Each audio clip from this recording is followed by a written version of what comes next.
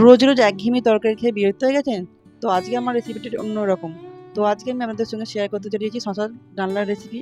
তো নমস্কার বন্ধুরা, আমার চ্যানেলে আপনাদের সবাইকে অনেক স্বাগত। তো চলুন রেসিপিটা স্টার্ট করা যাক। এই শশা ডালনা করার জন্য আমি প্রথমে নিয়েছি শশা কুচি, নিয়েছি আলু কুচি, একটা গোটা টমেটো নিয়েছি, একটা গোটা পেঁয়াজ কুচিয়ে নিয়েছি, আর গোটা জিরে আর শুকনো লঙ্কা তেজপাতা ফোড়নের জন্য লাগবে। আর বেসিক মশলা যেগুলো লাগে, হলুদ গুঁড়ো, লঙ্কা গুঁড়ো, জিরে গুঁড়ো, ধনে গুঁড়ো, আর চিংড়ি মাছটা আমি ভেজে রেখেছি, আর একটু ঘি লাগবে, একটু আদা রসুনের পেস্ট লাগবে।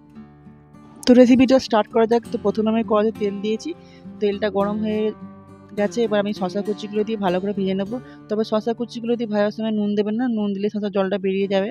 তো শশাগুলো মোটামুটি লাল লাল করে আমার ভাজা হয়ে গেছে, এবার আমি তুলে নেবো এবং ওই কড়াতেই আমি আলুগুলো ভালো করে ভেজে নেবো। আর আলুগুলো ভাজার সময় একটু নুন আর হলুদ আমি দিয়েছি। তো আলুগুলো ভাজা হয়ে গেছে, আলুগুলো তুলে নেবো। এবার ওই কড়াতে আমি একটু তেল দিয়ে দেবো। এবার এই তেলটা গরম হয়ে গেলে তো এতে আমি গোটা জিরে, শুকনো লঙ্কা, তেজপাতাটা ফোড়ন দিয়ে দেবো।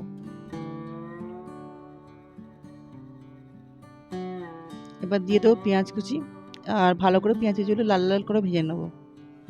শশা ডালা নিরামিষ বা আমিষ আপনারা দুভাবে করতে পারেন, তবে আমি আজকে নিরামিষ নয় আমিষভাবে করে দেখাচ্ছি। তবে খেতে নিরামিষ বা আমিষ যাই বলুন, দুটোই খেতে কিন্তু খুব টেস্টি হয়। তো পেঁয়াজগুলো আমার লাল লাল করে ভাজা হয়ে গেছে, এবার আমি দেবো আদা রসুনের পেস্টটা। তো আমি এখানে 2 চামচ আদা রসুনের পেস্ট দিয়েছি।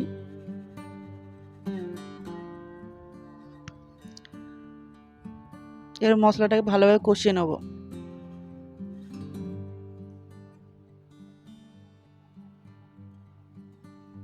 তো আদা রসুনটা আমার মোটামুটি ভাজা হয়ে গেছে। এবার আমি একটা টমেটো দিয়ে দিচ্ছি, গোটা টমেটোর কুচিটা। টমেটো কুচিটা আর আদা রসুনটা ভালো করে ভাজতে ভাজতে আমি একটু লবণ দেবো, স্বাদ অনুযায়ী লবণ, আর একটু চিনি দেবো। সমস্ত মশলাগুলো ভালো করে আমি কষাতে থাকবো এইভাবে। এবার দেবো হলুদ গুঁড়ো, লঙ্কা গুঁড়ো, জিরে গুঁড়ো আর ধনে গুঁড়ো। সবই আমি ছোটো চামচে 1 চামচ করে দিয়েছি। তো সমস্ত মশলাগুলো দিয়ে আমি ভালো করে মশলাটাকে আরেকবার কষিয়ে নেবো।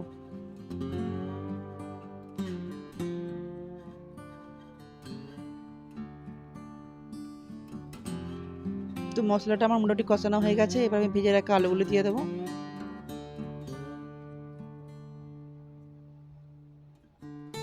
আলুগুলো দেওয়ার পর মশলাটা আমি আর একটু কষাতে থাকবো।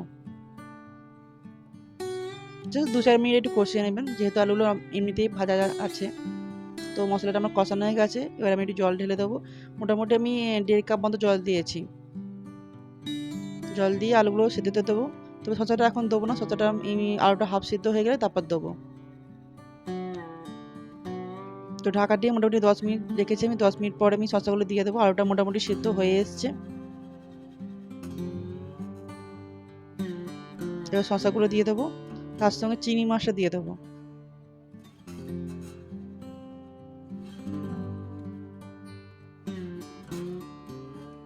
তো এবার আমি ঢাকা দিয়ে মিনিট 5 রেখে দেবো, তবে জলটা একটু কমই দেবেন। মিনিট 5 পরে যদি একটু সিদ্ধ হয় তো আর একটু জল দেবো। এখন জল দেবো না, আমি অল্প অল্প করে জল দেবো। তো শসাটা মোটামুটি সিদ্ধ হয়নি, অর্ধেক সিদ্ধ হয়ে গেছে, তো আমি আর একটু জল অ্যাড করলাম। এবার ঢাকা দিয়ে আরও 10 মিনিট ফুটতে দেবো। তো মোটামুটি আলুটা বা শসাটা সমস্ত কিছু ভালো সিদ্ধ হয়ে গেছে। তো এবার আমি গ্যাসের ফ্লেমটা বন্ধ করে দেবো। এবার একটু দেবো গোটা গরম মশলা গুঁড়ো, দিয়ে ঢাকা দিয়ে 5 মিনিট রেখে দেবো।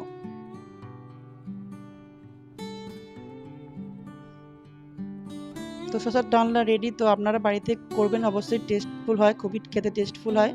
তো এবার আমি উপর থেকে একটু ঘি দিয়ে দিলাম। বাড়িতে যদি পাকা শসা থাকে ফেলে দেবেন না। তো সেই শসা দিয়ে বানিয়ে ফেলুন শসা ডালনা, খেতে খুব টেস্টফুল হয়, আর বাড়ির সবাই অবশ্যই খুব ভালোভাবে পছন্দ করবে।